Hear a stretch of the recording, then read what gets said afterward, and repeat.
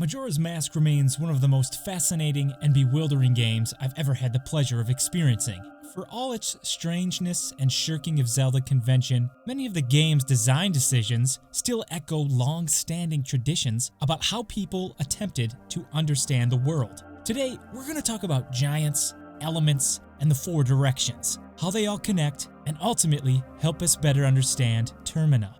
The four giants, or guardian deities, are bizarre inclusions in the Zelda canon, but the symbolism behind them is hardly new. Many ancient cultures worshipped similar deities, often interchangeably referring to them as both gods and guardians. However, specifically like Majora's Mask, ancient cultures such as the Aztecs, Chinese, Greeks and Romans, and Eastern religions like Hinduism and Buddhism linked these gods to the cardinal directions, and both fulfill the same purpose: to ensure order prevails in their particular direction and that the people they guard are protected. It's only when the Skull Kid, puppeteered by Majora, curses Termina and the temples of the four giants that they are unable to assist Termina's people. Fitting then that releasing the first giant grants Link the oath to order. Further, these cultures also associated each direction with one of four elements: air, earth, fire, and water, which fits nicely into the game's dungeon themes, although some better than others. The Great Bay Temple is obviously water.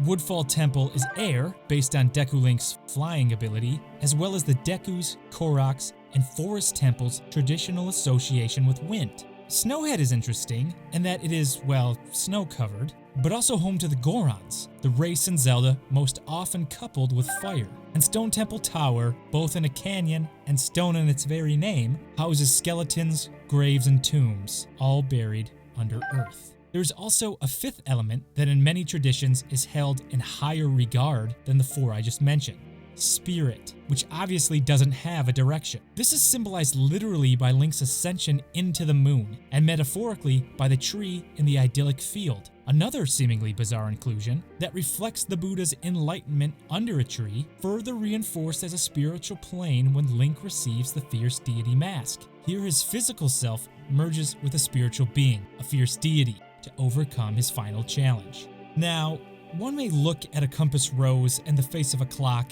and find a blurry, ham-fisted connection, but Majora's Mask goes out of its way to make the connection more deliberate. The daily timer, though only half a sphere, has an ornate upward or north-pointing decoration, and the sun travels around a diamond which points in the cardinal directions.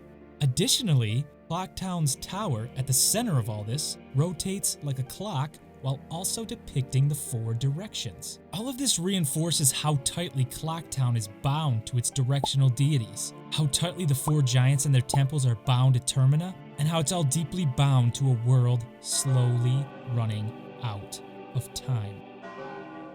If you're feeling directionless but have time to spare, hit that subscribe button and enjoy these other videos.